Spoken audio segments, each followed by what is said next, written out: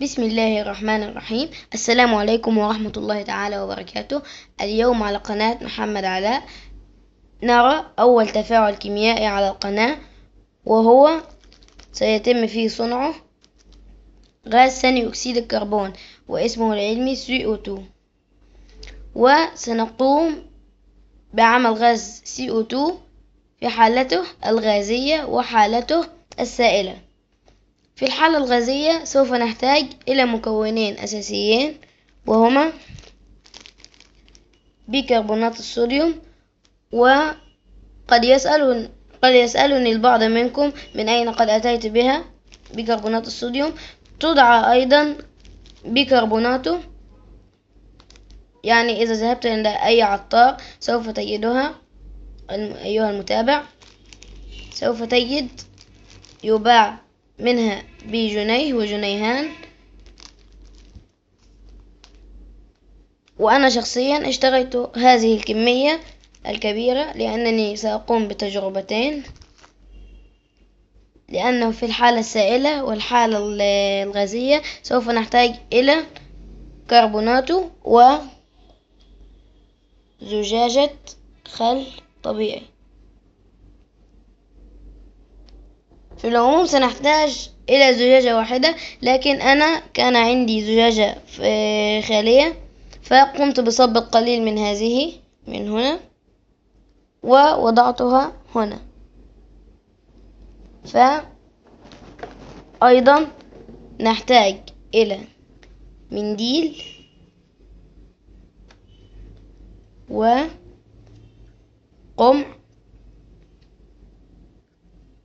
والذي سيقوم بالتفاعل السائل هو ما يدعى الجليسرين، ونقوم بإيتائه من الصيدلية، وثمنه 4 جنيهات. لكن هذا أنا اشتريت منه الكثير، علبة كبيرة يعني، بهذه ب10 جنيهات.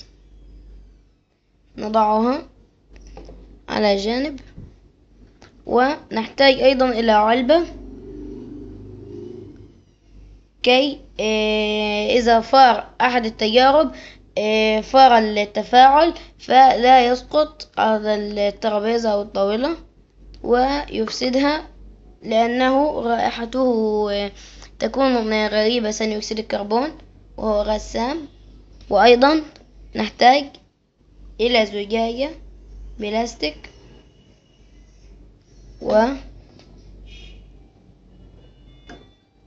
وزجاجة أخرى من نوع باربيكان، لأنها تكون زجاجية ولا نعيدها عندما تنتهي، نحتفظ بها يعني. فهذه الأدوات، وبسم الله الرحمن الرحيم نبدأ التجربة. أولا سوف نقوم بفتح الكربونات ونأتي بالقمع ونضعه في منتصف المنديل، ونأتي بالكربونات ونضعها داخل القمع،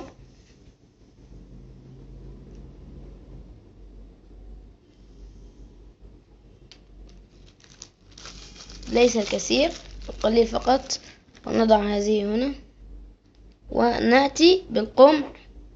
أنا شخصيا قمت بصناعة هذا القمع باستخدام الزمارة التي كانت في عجلتي، وهكذا نقوم بوضعه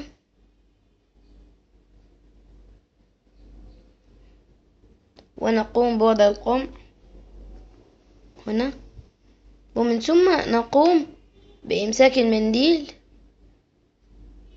من هذا الطرف وهذا الطرف ونضممهم على بعض، وأيضا من الناحية الأخرى من هذا الطرف وهذا الطرف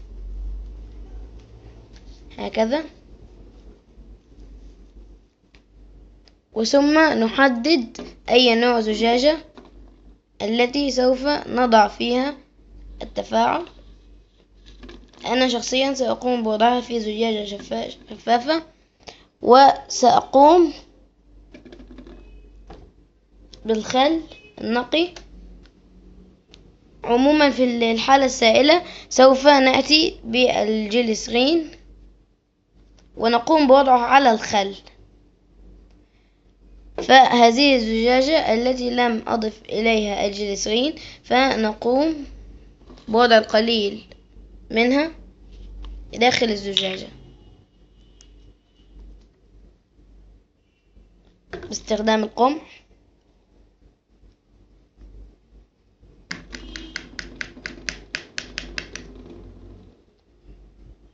نأتي بالقمح وندخله هكذا، ونبدأ بصب الخل إلى ربع الزجاجة تقريبا كما ستشاهدون.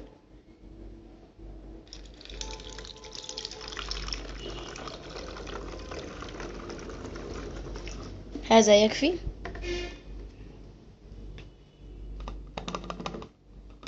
نقوم بنزع القمع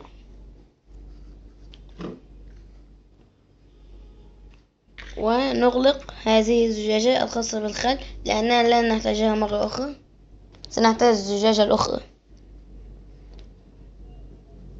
ونأتي بالمنديل ونحاول وضع المنديل على رأس الزجاجة هنا، ولكن لن ينجح مع بعضكم هذا الأمر، وأنا شخصيا لن ينجح معي.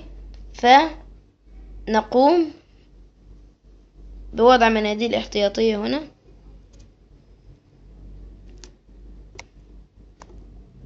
ووضع عليها الكربونات، ونأتي بالمنديل الأساسي ونقوم بوضعه على الزجاجة بهذا الشكل، ومن ثم نضع إصبعنا هنا في رأس الزجاجة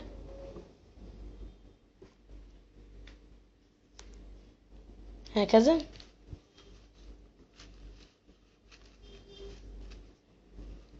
حتى نسع مكان للهواء والذي سيتفرغ من الهواء، ونضع فيه الكربونات هكذا.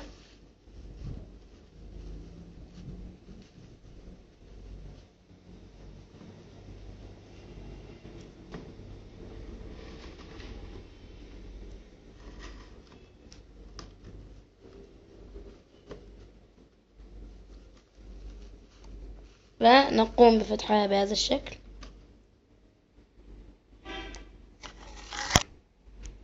بهذا الشكل صار هناك مكان لوضع الكربونات دون أن نضطر إلى توسيخ المكان.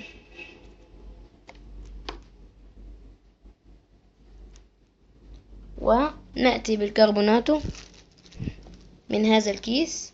أنا شخصيا قمت بوضعها بالكيس من المنديل إلى الكيس، فسوف أقوم بوضعه مرة أخرى هكذا.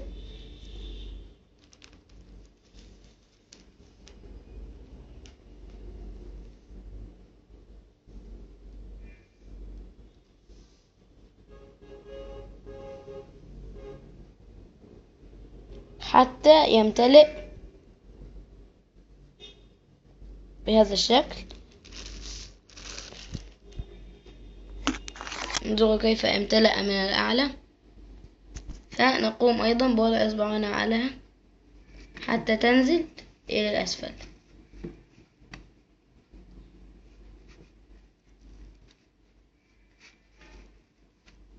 ونقوم بوضع الكربونات مرارا وتكرارا حتى يصبح في نظرك أنت شخصيا هذا يكفي. أنا شخصيا أريد وضع الكثير منها حتى يكون التفاعل رائعا وكبيرا.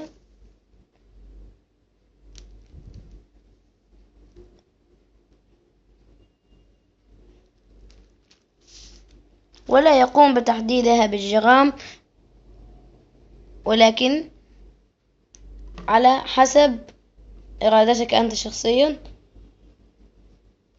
فنقوم بعدها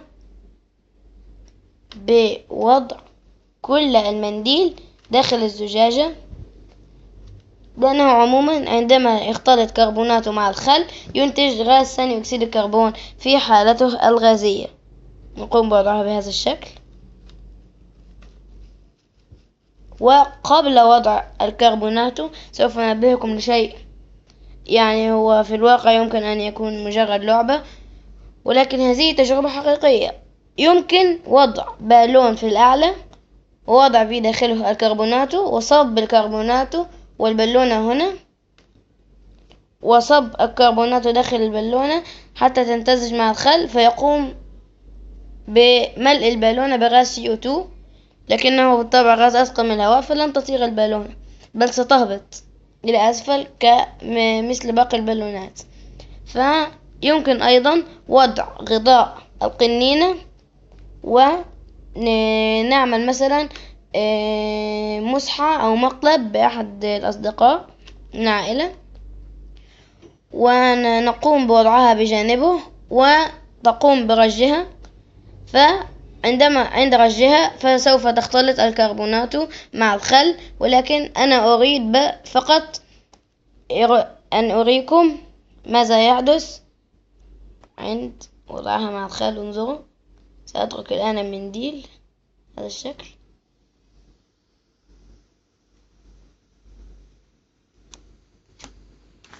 يمكنكم سماع صوت التفاعل.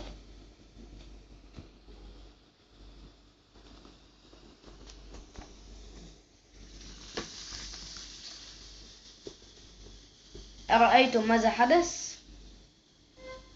فارت القنينة بشكل غير طبيعي،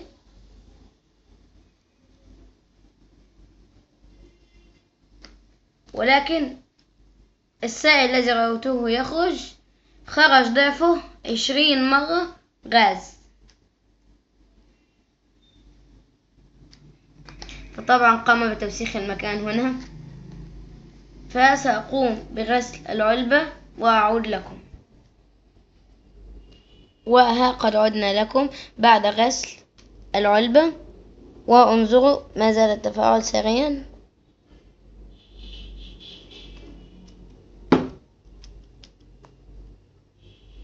تقوم فقاقيع غاز CO2 ثاني أكسيد الكربون بالخروج إلى أعلى.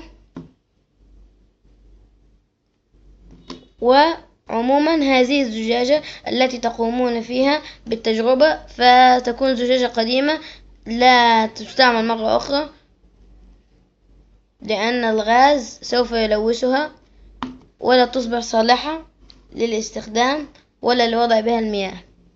وننتقل فورا للتجربة التي تليها في الفيديو القادم إن شاء الله.